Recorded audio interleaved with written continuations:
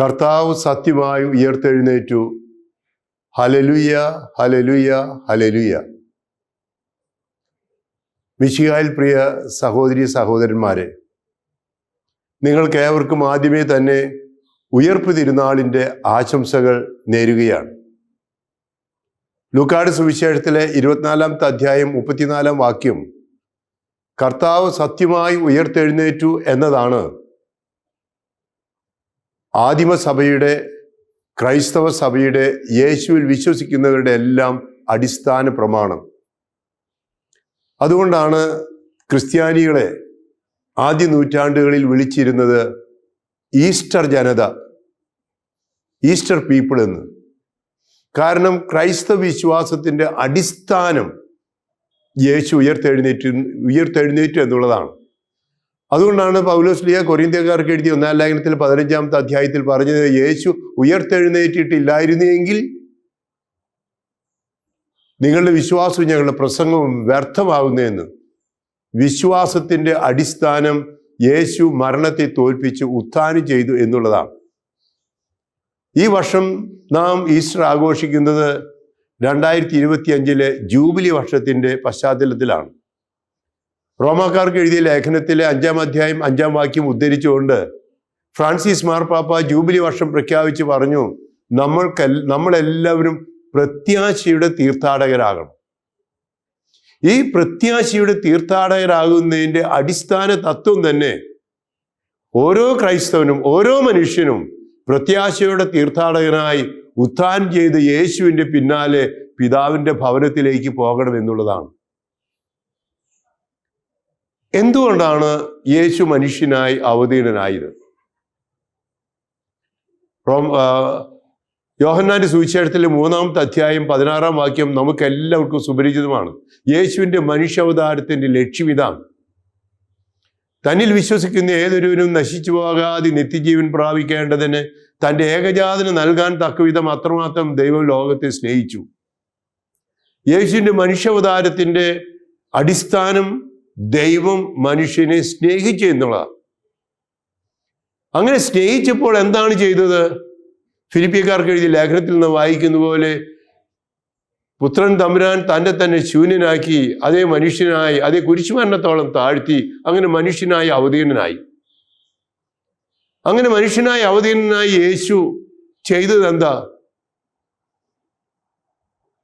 ഭൂമിയിൽ ദൈവരാജ്യം സ്ഥാപിച്ച് നിത്യമായ ദൈവരാജ്യത്തിലേക്ക് എല്ലാവരെയും ആനയിക്കുക. അതിനുവേണ്ടി യേശു തൻ്റെ പരസ്യപ്രസംഗത്തിൻ്റെ ആദ്യ വാചകം മാർക്കോസിന്റെ സുവിശേഷം 1:15 പറഞ്ഞ എന്താ? സമയം സമാഗതമായി, ദൈവരാജ്യം സമീപിച്ചിരിക്കുന്നു, അനുദപിച്ച് സുവിശേഷത്തിൽ വിശ്വസിക്കുക. നോമ്പുകാലത്തിൻ്റെ 50 ദിവസത്തിൻ്റെ സമാപനത്തിലാണ് നമ്മൾ എത്തിയിരിക്കുന്നത്.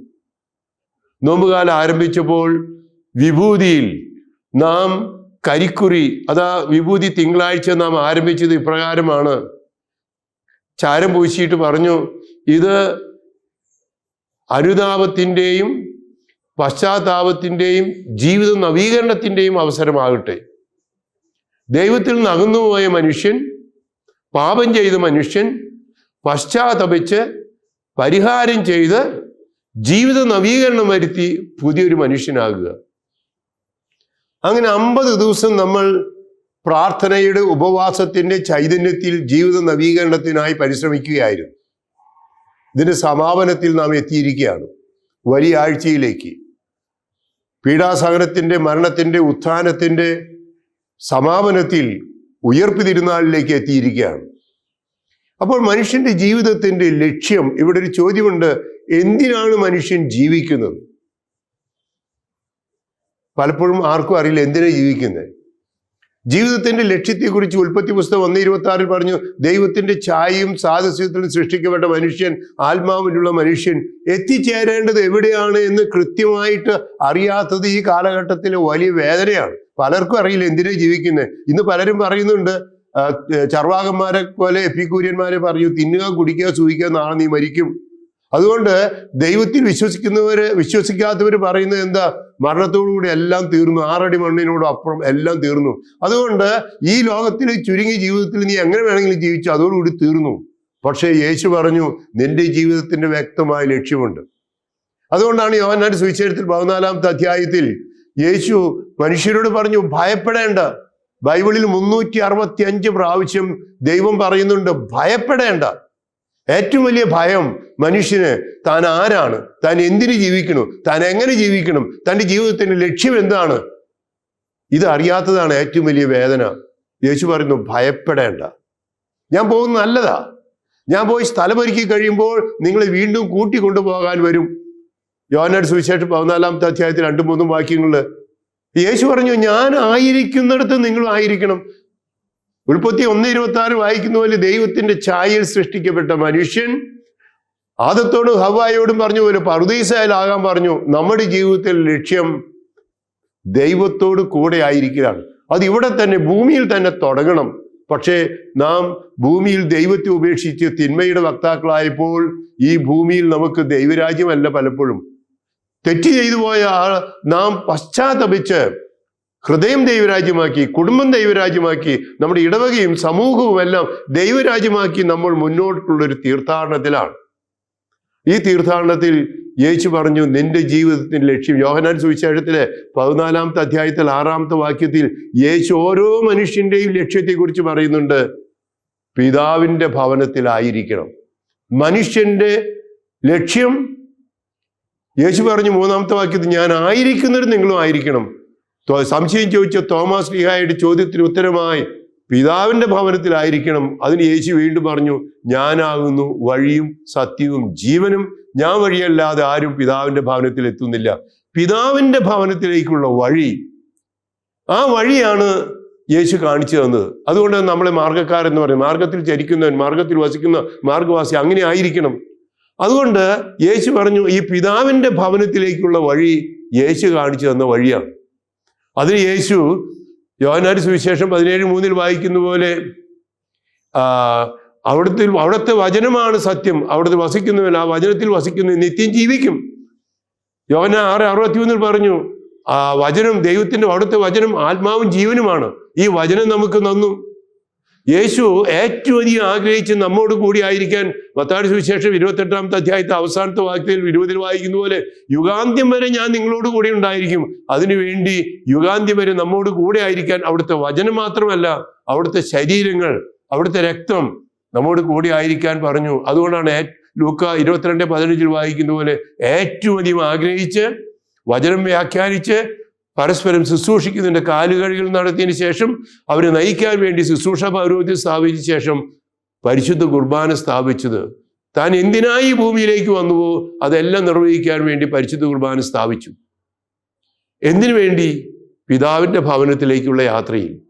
പക്ഷേ ഈ പിതാവിൻ്റെ ഭവനത്തിലേക്കുള്ള യാത്ര കുരിശിൻ്റെ യാത്രയാണ്. മത്തായിയുടെ സുവിശേഷം 16:24 നാം വായിക്കുന്നു.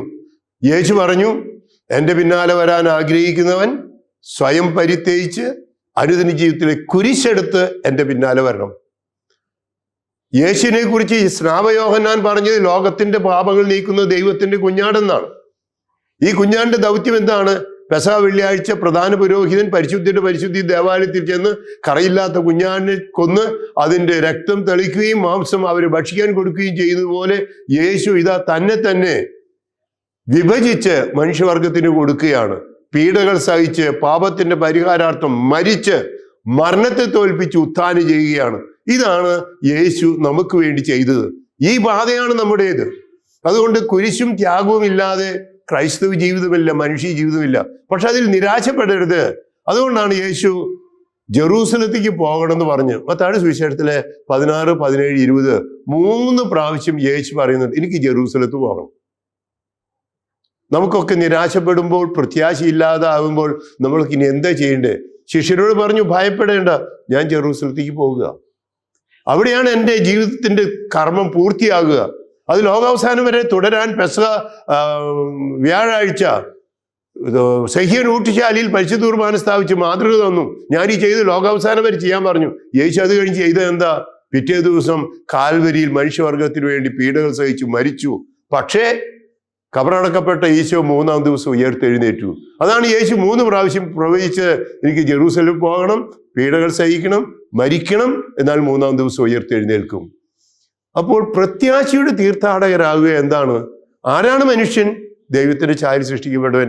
എന്തിനാണ് ജീവിക്കുന്നത്? പിതാവിന്റെ ഭവനത്തിലേക്കുള്ള ഈ യാത്ര എന്താണ്? അതിൽ കുരിശിന്റെ യാത്രയാണ്, ഭയപ്പെടേണ്ട.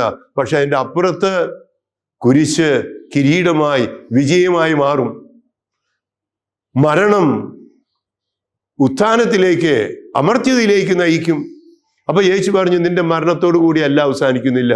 മരണത്തെ തോൽപ്പിച്ച് നീ ദൈവത്തിന്റെ ഛായയുള്ള ആത്മാവുള്ള നീ സ്വർഗത്തിലേക്ക് പോകണം. അപ്പോൾ പ്രത്യാശയുടെ തീർത്ഥാടകരാകുക എന്ന് പറഞ്ഞതിന്റെ അർത്ഥം, യേശു കാണിച്ചു തന്ന മാർഗം മരണത്തെ തോൽപ്പിച്ച് നിത്യജീവിലേക്ക് പോകാൻ സ്വർഗോന്മുഖമായ ഒരു ജീവിതം ഈ ഭൂമിയിൽ തന്നെ ജീവിക്കുകയും മരണത്തിന്റെ അപ്പുറം നിത്യജീവിലേക്ക് പ്രവേശിക്കുകയും ചെയ്യുക. അതുകൊണ്ട് ഈ ഉത്ഥാനത്തിന്റെ അർത്ഥം എന്താണ്? അല്ലയോ മനുഷ്യ, നീ ജീവിക്കുന്നത് ഈ ഭൂമിയിൽ ദൈവരാജ്യം സ്ഥാപിക്കാൻ ശ്രമിക്കുകയും അതിന്റെ പരിസമാപ്തിയിൽ മരണത്തെ തോൽപ്പിച്ച് നിത്യജീവിലേക്ക് പ്രവേശിക്കുകയും ചെയ്യുക. അതുകൊണ്ട് ഉത്ഥിതനായ ഈശോ നമുക്ക് വിജയാശംസയാണ് തരുന്നത്, വിക്ടറിയാണ് തരുന്നത്. ദൈവം മരണത്തെ തോൽപ്പിച്ച് മനുഷ്യന് നിത്യജീവൻ നൽകി. അതുകൊണ്ട് നിങ്ങൾക്ക് ഈ ജൂബിലി വർഷത്തില് പ്രത്യാശയുടെ തീർത്ഥാടകരാകാൻ പറയുമ്പോൾ അതിൻ്റെ ഏറ്റവും നല്ല അർത്ഥം മരണത്തെ തോൽപ്പിച്ച് ഉയർത്തെഴുന്നേറ്റ യേശുവിൻ്റെ രൂപമാണ്. നിങ്ങളെല്ലാവരോടും പറയുന്നത്, ഈ രൂപം നോക്കുമ്പോൾ നിങ്ങളെല്ലാവരും ഈ ജൂബിലി വർഷത്തിൻ്റെ ആ മുദ്രാവാക്യം, പ്രത്യാശയുടെ തീർത്ഥാടകരാകുക എന്നുള്ള മുദ്രാവാക്യത്തിൻ്റെ അർത്ഥം മനസ്സിലാക്കണം. ഞാൻ നിങ്ങളെ അനാഥരായി വിടുകയില്ല. യേശു പറഞ്ഞു യോഹന്നാൻ സുവിശേഷം 14-16 അധ്യായങ്ങളിൽ, നിങ്ങളെ സഹായിക്കാൻ, നിങ്ങളെ പഠിപ്പിക്കാൻ നിങ്ങൾക്ക് ഞാനൊരു സഹായകനെ അയക്കും. അതാണ് പന്തക്കുസ്ത ദിനത്തിൽ പരിശുദ്ധാത്മാവിനെ അയച്ചത്. അതുകൊണ്ട് നമുക്ക് ഈ തീർത്ഥാടനത്തിൽ നമ്മെ സഹായിക്കാൻ ദൈവം തൻ്റെ ആത്മാവിനെ തന്നിട്ടുണ്ട്. അതുകൊണ്ട് ഉയർപ്പ് തിരുനാളിന് ഒരുങ്ങുന്ന ഈ സമയത്ത് പരിശുദ്ധാത്മാവിന്റെ കൃപ ലഭിച്ച് പരിശുദ്ധാത്മാവിനാൽ നയിക്കപ്പെട്ട് യേശുവിൻ്റെ മരണത്തെ തോൽപ്പിച്ച് ഉത്ഥാനം ചെയ്ത് യേശുവിനെ അനുധാവനം ചെയ്യാൻ നമുക്ക് പോകാം. കല്ലറ തേടി പോകുന്ന സ്ത്രീകളെ കുറിച്ച് വിശുദ്ധ ഗ്രന്ഥത്തിൽ നാം വായിക്കുന്നുണ്ട്. നമ്മൾ കല്ലറ തേടി പോകണം. പക്ഷെ ആ കല്ലറയിൽ കബറടക്കപ്പെട്ട മനുഷ്യനെ അല്ല നോക്കേണ്ടത്, ശൂന്യമായ കല്ലറയാണ്. ലോകത്തിന്റെ ഏറ്റവും വലിയ അത്ഭുതമാണ് ഈ ശൂന്യമായ കല്ലറ. ഉയർത്തെഴുന്നേറ്റ് യേശുവിനെ കണ്ട ആ കല്ലറയുടെ അപ്പുറത്തുള്ള തോട്ടം. നമുക്ക് യേശുവിനെ നോക്കേണ്ടത് കല്ലറയുടെ ഉള്ളിലല്ല, കല്ലറയ്ക്ക് പുറത്ത് ഉയർത്തെഴുന്നേറ്റ് യേശുവിനെ നമുക്ക് നോക്കാം. അതുകൊണ്ട് നിരാശയിലേക്കുള്ള ജീവിതമല്ല, മരണത്തിലേക്കുള്ള നോട്ടമല്ല, ഉത്ഥാനത്തിലേക്കുള്ള നോട്ടമാകട്ടെ നമുക്കുണ്ടാകേണ്ടത്. അതിന് നമ്മെ സഹായിക്കാൻ, നമ്മെ നയിക്കാൻ കർത്താവിൻ്റെ ആത്മാവുണ്ട്. നമുക്ക് മധ്യസ്ഥയായി കുരിശിന്റെ കീഴിൽ നടന്ന പരിശുദ്ധ അമ്മ. ഒരമ്മയ്ക്കും സാധാരണ നിലയിൽ ഈ കുരിശു മരണം സ്വീകരിക്കാനാവില്ല, കുരിശിന്റെ കീഴിൽ നടക്കാനാവില്ല. പരിശുദ്ധ അമ്മ എന്തുകൊണ്ട് നടന്നു? പരിശുദ്ധ അമ്മയ്ക്ക് പ്രത്യാശയുണ്ടായിരുന്നു. ഇതെല്ലാം ദൈവിക പദ്ധതിയാണ്. അതിൻ്റെ അപ്പുറത്ത് നിത്യജീവനിലേക്കുള്ള പ്രത്യാശ. നമുക്ക് പരിശുദ്ധ അമ്മയോട് ചേർന്ന് ഈ നോമ്പുകാലത്തിന്റെ ചൈതന്യത്തിൽ ഉത്ഥാനത്തിന്റെ സന്തോഷത്തിലേക്ക് കടക്കാം. നമുക്ക് എല്ലാവർക്കും ഒരുമിച്ച് യോഹന്നാനോട് ചേർന്ന് നിന്ന് കുരിശിന്റെ കീഴിൽ നിൽക്കാം. പക്ഷേ അതിൻ്റെ അപ്പുറത്തുള്ള വിജയത്തിന്റെ ചിന്ത നമുക്കുണ്ടാകണം. നമുക്ക് നമ്മുടെ ജീവിതത്തെ പ്രത്യാശയോടെ, നിരാശപ്പെടാതെ പ്രത്യാശയോടെ ജീവിതത്തെ മുന്നോട്ട് നയിക്കാൻ ഉയർത്തെഴുന്നേറ്റ കർത്താവ് നമുക്ക് സമൃദ്ധമായ അനുഗ്രഹങ്ങൾ തരട്ടെ എന്ന് പ്രാർത്ഥിക്കുന്നു. ഉത്ഥിതനായ ക്രിസ്തു വാഗ്ദാനം ചെയ്ത പരിശുദ്ധാത്മാവിന്റെ കൃപ, അഭിഷേകം നമുക്ക് ഓരോരുത്തർക്കും ഉണ്ടാകട്ടെ എന്ന് ആവർത്തിക്കുന്നു. നിങ്ങൾക്ക് എല്ലാവർക്കും ഉയർപ്പ് തിരുനാളിന്റെ ആശംസകൾ ഒന്നുകൂടി നേരുന്നു. ദൈവം, ഉത്ഥിതനായ ഈശോ നിങ്ങളേവരെയും സമൃദ്ധമായി അനുഗ്രഹിക്കട്ടെ. നമ്മുടെ കർത്താവ് ഈശോ മിശിഹായുടെ കൃപയും പിതാവായ ദൈവത്തിന്റെ സ്നേഹവും പരിശുദ്ധാത്മാവിന്റെ സഹവാസവും നിങ്ങളോടുകൂടി ഉണ്ടായിരിക്കട്ടെ, ഇപ്പോഴും എപ്പോഴും എന്നേക്കും. ആമേൻ. ഈശോ മിശിഹായ്ക്ക് സ്തുതിയായിരിക്കട്ടെ.